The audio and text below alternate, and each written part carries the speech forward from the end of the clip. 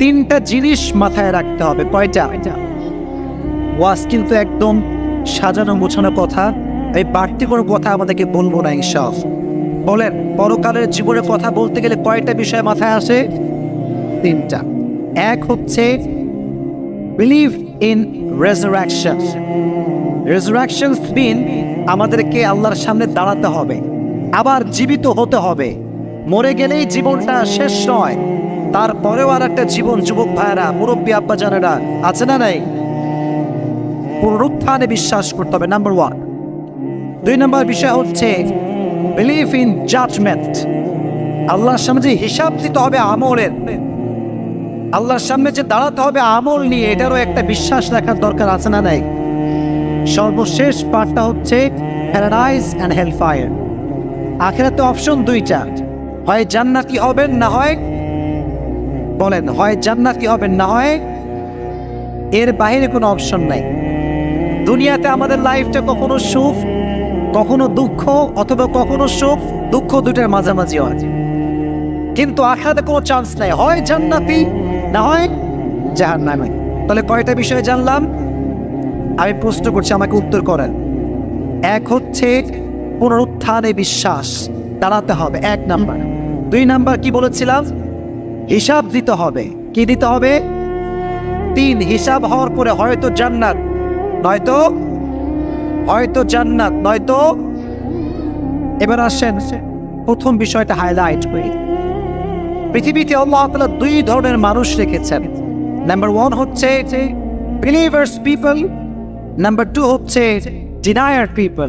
একটা হচ্ছে ইমানদার আর একটা হচ্ছে বেঈমান।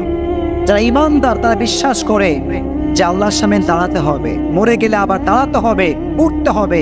এই বিশ্বাস আমাদের মাঝে আছে না নাই? আচ্ছা, আমরা হলাম মুসলমান। আর কিছু আছে কাফের, তারা বলেছে না, খাও পিও মজে করো, মরনে কে বাদ কোই জিন্দগি নেই, এটাই শেষ, মরে গেলে আর উঠে যাবে না, শেষ। তারা বলে কি দেখেন, কোরআন বলছে وقال الذين كفروا أئذا كنا ترابا وآباؤنا أئنا لمخرجون।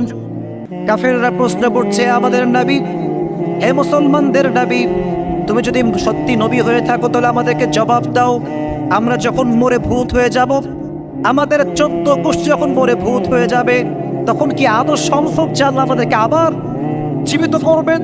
এটা কেমন করে সম্ভব? এটা হতে পারে না। এর কারণ, আচ্ছা বলেন তো আলীগঞ্জের ভাইরা, কবর থেকে কোনো লাশ উঠে চলে এসেছে, বাসায় কথা বলেছে এসে, এবং কখনো হয়েছে? হয় নাই।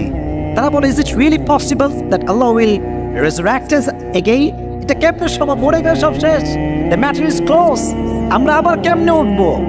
আল্লাহ তিনটা জবাব দিয়েছে। কয়টা জবাব? এক, আল্লাহ বলছেন নবী বলে দেন, কুলিল্লাহু ইউহয়িকুম সুম্মা ইউমীতুকুম সুম্মা ইয়াজমাউকুম ইলা ইয়াউমিল কিয়ামাহ লা রাইবা ফীহি ওয়ালাকিন্না আকসারান নাসি লা ইয়ালামুন। আল্লাহ বলছেন নবী বলেন, জীবন দিয়েছে কে? বলেন না, জীবন দিয়েছে কে?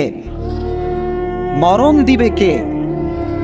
আল্লাহ বলছে, আমি জীবন দিয়েছি, আমি মৃত্যু দিলাম, আবার আমি আল্লাহ তাআলা নিজেই কিয়ামতের ময়দানে সবাইকে ছোট্ট একটা ফুৎকার, যেটা হবে ভয়ঙ্কর, ট্রাম্পিট, সাইলেন্ট, বিশাল বড় একটা আওয়াজের মাধ্যমে একটা আওয়াজ হবে, পৃথিবীর সমস্ত মানুষ আবার আল্লাহর সামনে জীবিত হয়ে দাঁড়িয়ে যাবে।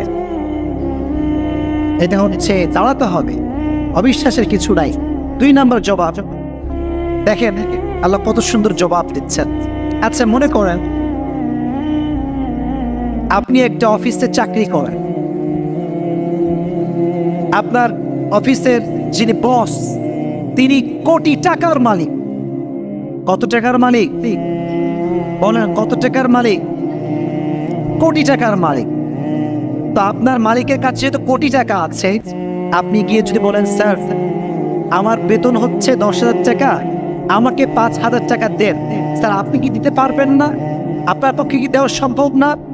স্যার বলবে, আরে পাগলা, আমি তো কোটি টাকার মালিক, তোমাকে চাকরি দিয়েছি আমি, পুরো কোম্পানি চালাই আমি, পুরো কোম্পানির মালিক হচ্ছি আমি, যেখানে আমি কোটি টাকা বেতন দেয় সেখানে তো 5,000 কোনো বিষয় আমার কাছে না, ঠিক কিনা বলে?